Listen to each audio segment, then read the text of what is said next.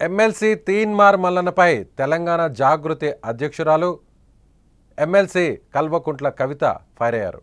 తనపై పరుష పదజాలంతో మాట్లాడిన తీన్మార్ మల్లన్నపై వెంటనే చర్యలు తీసుకోవాలంటూ నేరుగా ఆమె శాసన మండలి చైర్మన్ గుత్తా సుఖేందర్ రెడ్డి ఇంటికి వెళ్లారు. వినతి పత్రాన్ని అందించారు.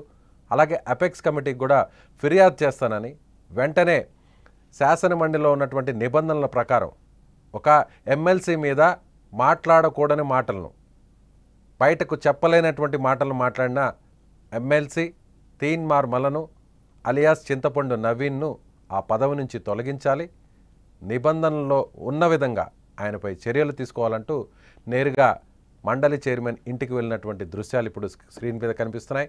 అదేవిధంగా తనపై చేసినటువంటి కామెంట్స్, తనపై చేసినటువంటి వ్యాఖ్యలు తెలంగాణ సాంప్రదాయాలకు, తెలంగాణ రాజకీయాల్లో ఆడపిల్లలు ఇప్పుడిప్పుడే వస్తున్నారని, ఇప్పుడిప్పుడే పదవులను అధిరోహిస్తున్నారని, అలాంటి వారిని వెనక్కి నెట్టేలా, అలాంటి వారిని అవమానించేలా తీన్మార్ మల్లన్న వ్యాఖ్యలు ఉన్నాయంటూ ఆమె ఆవేదన వ్యక్తం చేశారు.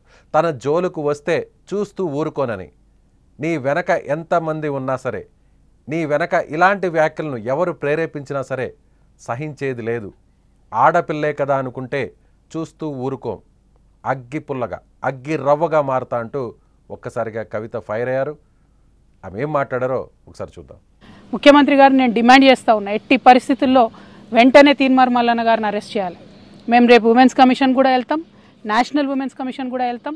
ఇవాళ చైర్మన్ గారికి ఇచ్చిన రిప్రజెంటేషన్లో కూడా నేను అదే చెప్పిన, హౌస్ సెషన్లో లేదు కాబట్టి ప్రివిలేజ్ మోషన్ నేను మూవ్ చేయలేను, కాబట్టి ఎథిక్స్ కమిటీకి మీరు రిఫర్ చేయండి.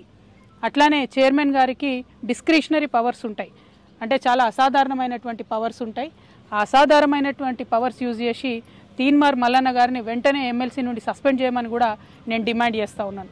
ఎందుకంటే ఒక బాధ్యతాయుతమైనటువంటి పదవిలో ఉన్న వ్యక్తులు నోరు చూసుకొని మాట్లాడాలి.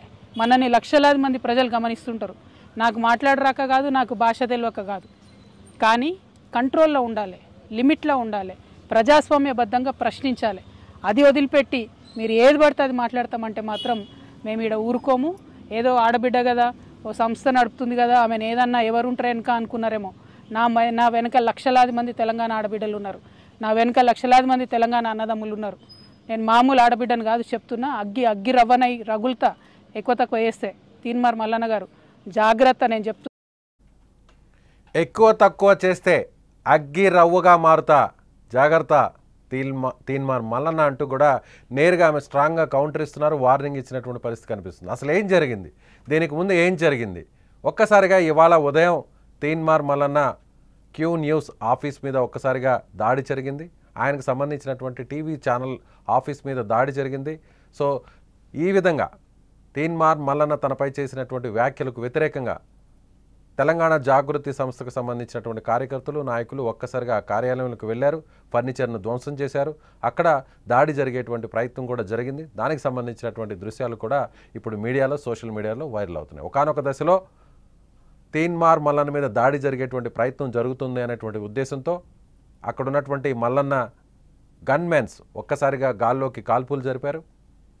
ఆ తర్వాత వాళ్ళని అడ్డుకునేటువంటి ప్రయత్నం చేశారు. ఎస్, అక్కడ మనకి గాల్లో కాల్పులు జరుగుతున్నటువంటి దృశ్యాలను కూడా చూడొచ్చు, ఆ డిఫర్డ్ విజువల్స్ కూడా మనం చూడొచ్చు.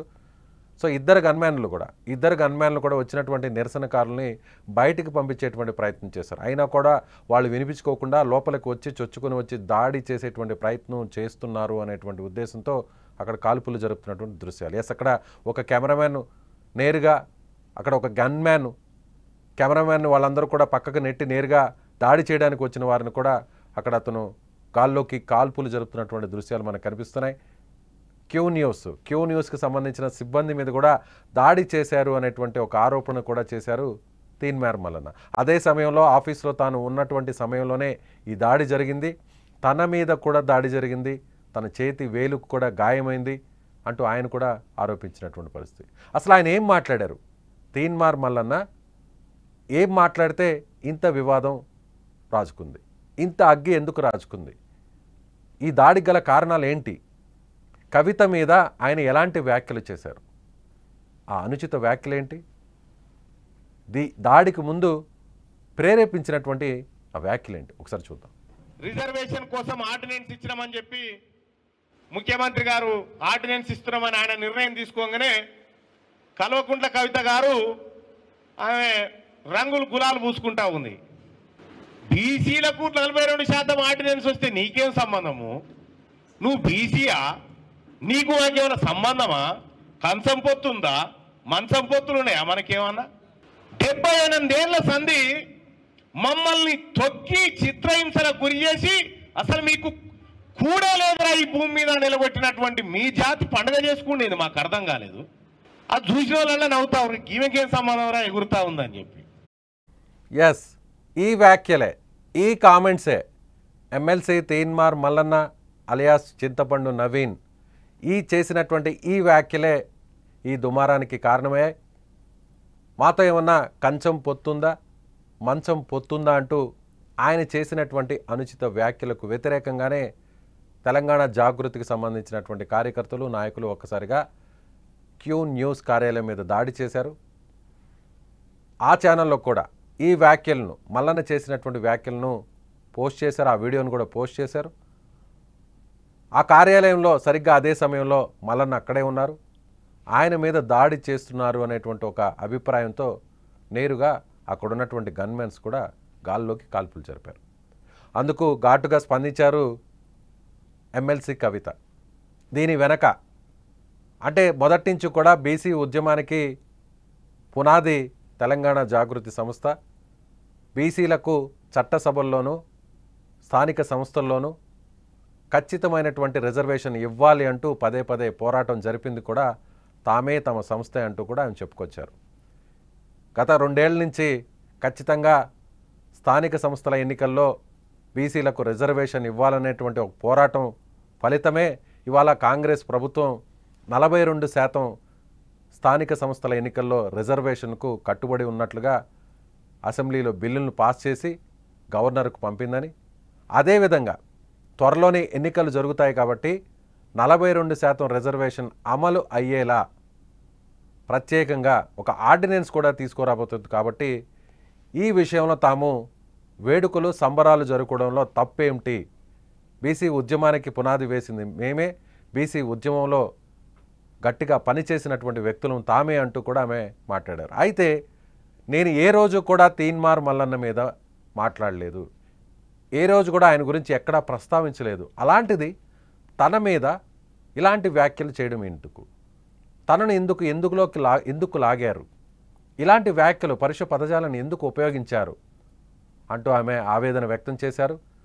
తెలంగాణలో బీసీలకు గుర్తింపు రావాలి అనేటువంటి పోరాటం జరిపిన నేతల్లో నాయకుల్లో తాను ముందు వరుసలో ఉన్నానని, అలాంటి తన మీద ఎలాంటి వ్యాఖ్యలు చేస్తారా అని కూడా ఆమె ప్రశ్నించారు. ఈ వ్యాఖ్యల వెనక నేను ఏ రోజు కూడా మల్లన్న గురించి ప్రస్తావించలేదు, ప్రశ్నించలేదు, విమర్శించలేదు. అలాంటి తనపై మల్లన్న ఇంత దిగజారి మాట్లాడడానికి కారకులు వేరే వారు ఉన్నారా? ఎవరైనా ప్రేరేపించారా? ఒకవేళ వెంటనే సీఎం స్పందించి, రేవంత్ రెడ్డి స్పందించి ఈ విషయంలో జోక్యం చేసుకొని మల్లన్నను అరెస్టు చేయకుండా ఉంటే ఖచ్చితంగా దీని వెనక సీఎం రేవంత్ రెడ్డి ఉన్నారు అనుకునేటువంటి భావన కూడా కలుగుతుందంటూ ఆమె ఆరోపణలు చేశారు. మొత్తం మీద ఇవాళ జరిగినటువంటి హైదరాబాద్లోని ఉప్పల్ సమీపంలో ఉన్నటువంటి క్యూ న్యూస్ కార్యాలయం మీద జరిగినటువంటి దాడి, అందులో ఎమ్మెల్సీ చింతపండు నవీన్ అలియాస్ తీన్మార్ మల్లన్నకు సంబంధించినటువంటి వ్యక్తిగత గన్మ్యాన్స్ కాల్లోకి కాల్పులు జరపడం, కొంతమంది గాయపడడం, అక్కడ ఫర్నిచర్ ధ్వంసం అవడం, దానికి సంబంధించినటువంటి దృశ్యాలన్నీ కూడా ఇప్పుడు మీడియాలో, సోషల్ మీడియాలో వైరల్ అవుతున్నటువంటి పరిస్థితి తెలిసిందే. దానికి కౌంటర్గా తీన్మార్ మల్లన్న ఆయన కూడా స్పందించారు. పోలీసులు జోక్యం చేసుకోవాలి, ఈ దాడికి ప్రేరేపించినటువంటి తెలంగాణ జాగృతి సంస్థ అధ్యక్షురాలు కవితను అరెస్టు చేయాలి, ఆ మీద చర్యలు తీసుకోవాలంటూ ఆయన డిమాండ్ చేశారు. ఆయన మీడియాతో మాట్లాడారు. దానికి ప్రతిగా, దానికి కౌంటర్గా ఇప్పుడు కవిత కూడా నేరుగా మండలి చైర్మన్ వద్దకు వెళ్ళారు. ఆయనకు ఫిర్యాదు చేశారు. సాటి శాసన మండలి సభ్యురాలు తన మీద ఇలాంటి వ్యాఖ్యలు చేశారా? ఒక ఎమ్మెల్సీ ఇంకొక మహిళా ఎమ్మెల్సీ మీద ఇలాంటి వ్యాఖ్యలు చేస్తారా?